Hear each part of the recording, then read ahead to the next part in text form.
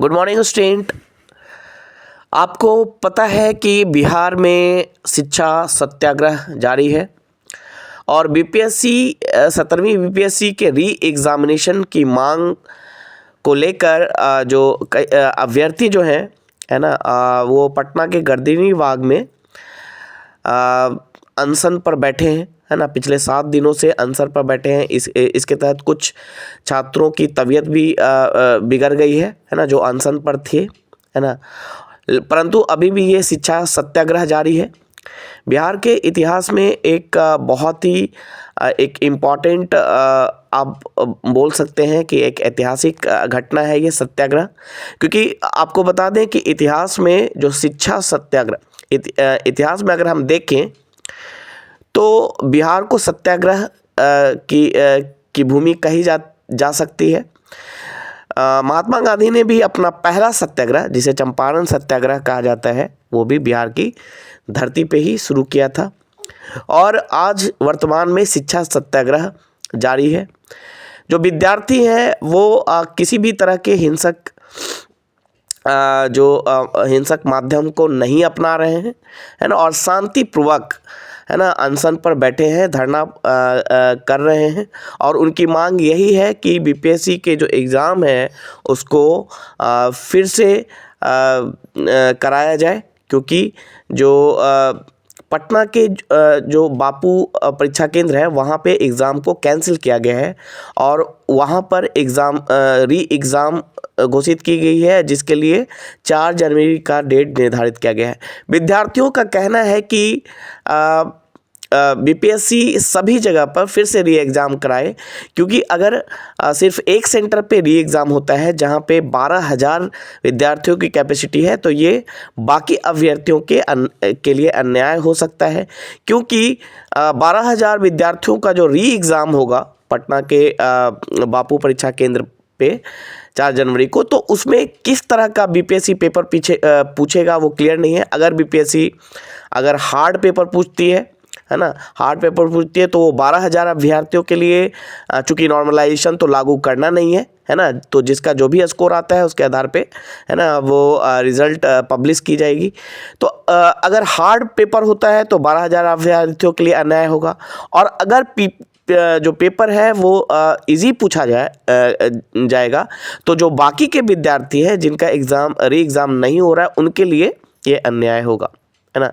तो बीपीएससी किस तरह का पेपर बनाती है, किस तरह का पेपर पूछती है, यानी एक ही एग्ज़ाम के लिए 2 पेपर कंडक्ट कराना, this is not going to be feasible, है ना।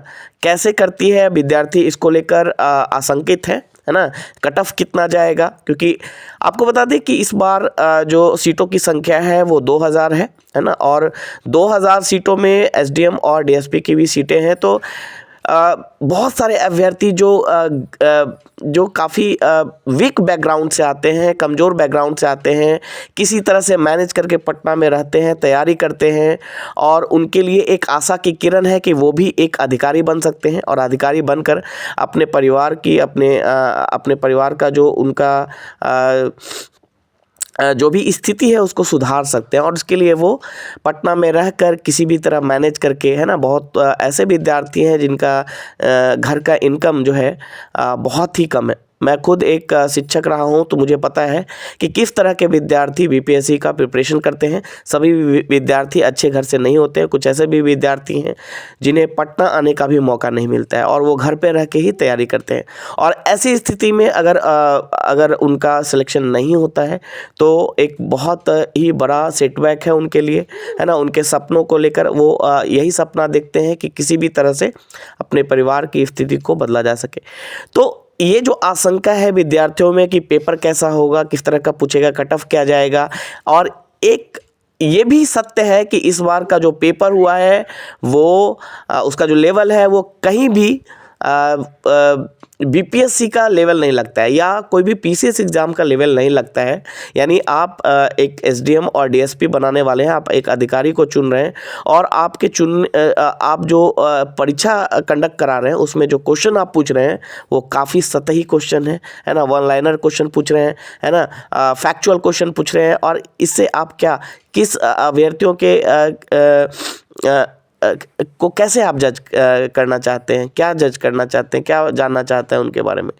तो ये भी एक समस्या है। दूसरी बात, अगर पटना के बापू परीक्षा केंद्र पर अगर इस तरह की गड़बड़ियाँ हुई जिसके कारण परीक्षा को रद्द करना पड़ा, तो क्या दूसरे सेंटरों पर ये गड़बड़ी नहीं हुई, इसकी सत्यता को कौन जांच करेगा, है ना? तो इसीलिए बहुत सारे विद्यार्थी हाई कोर्ट के द्वारा या फिर एक इंडिपेंडेंट इंक्वायरी की बात कर रहे हैं, है ना, सत्य जानने की बात कर रहे हैं, है ना। और हाई कोर्ट में एक PIL भी दाखिल की गई है ना, कि जो भी CCTV का फुटेज है उसको सार्वजनिक किया जाए, है ना। उससे पता चलेगा कि बाकी सेंटरों पे भी क्या गड़बड़ियाँ हुई हैं या नहीं हुई हैं। साथ ही साथ कुछ विद्यार्थियों का ये भी डिमांड है, ये भी कहना है कि जो क्वेश्चन पेपर है उन्हें समय पर नहीं मिला, है ना। कहीं पे 10 मिनट, कहीं पे 15 मिनट, कहीं पे 5 मिनट, तो इस तरह से, है ना, समय का भी इसमें दिक्कतें आई, समय का भी प्रॉब्लम रहा। तो उसके लिए कौन जिम्मेदार है, ये भी सवाल उठाया जा रहा है। इसी बीच ये जो आंदोलन चल रहा है, इसी बीच BPSC ने एक प्रेस विज्ञप्ति जारी की है और उस प्रेस विज्ञप्ति के द्वारा BPSC ने यह क्लियर करने का कोशिश किया है कि जो है वो सभी सेंटर पे री एग्ज़ाम नहीं होगा, है ना। ये जो प्रेस विज्ञप्ति है उसको पढ़कर यही फील होता है कि BPSC सभी जगह री एग्ज़ाम कराने के मूड में नहीं है और 4 जनवरी को पटना के बापू परीक्षा केंद्र पर री एग्ज़ाम होगा, ऐसा BPSC का कहना है।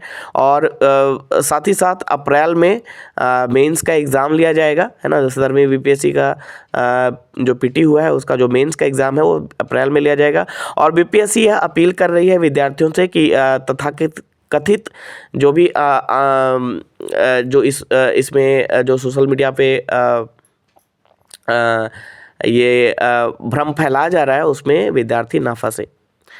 तो कहीं ना कहीं यहाँ से ये समझ में आ रहा है कि BPSC ना ये जो विद्यार्थी हैं जो धरना प्रदर्शन कर रहे हैं, 7 दिनों से भूख हड़ताल पे हैं, उनके उस चीज़ को समझने या सुनने के मूड में नहीं है ना।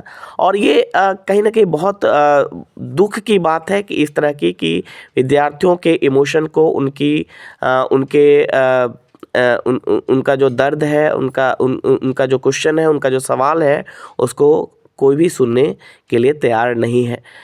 और मेरा यह मानना है कि विद्यार्थियों का जो भी कंसर्न है, चाहे उसमें अगर कोई सत्यता नहीं भी हो, फिर भी, है ना, आयोग हो या फिर सरकार हो, उन्हें विद्यार्थियों के कंसर्न को सुनना चाहिए, क्योंकि विद्यार्थी ही यानी जो स्टूडेंट है वही राष्ट्र का निर्माण करते हैं, है ना, राष्ट्र को आगे लेकर चलते हैं।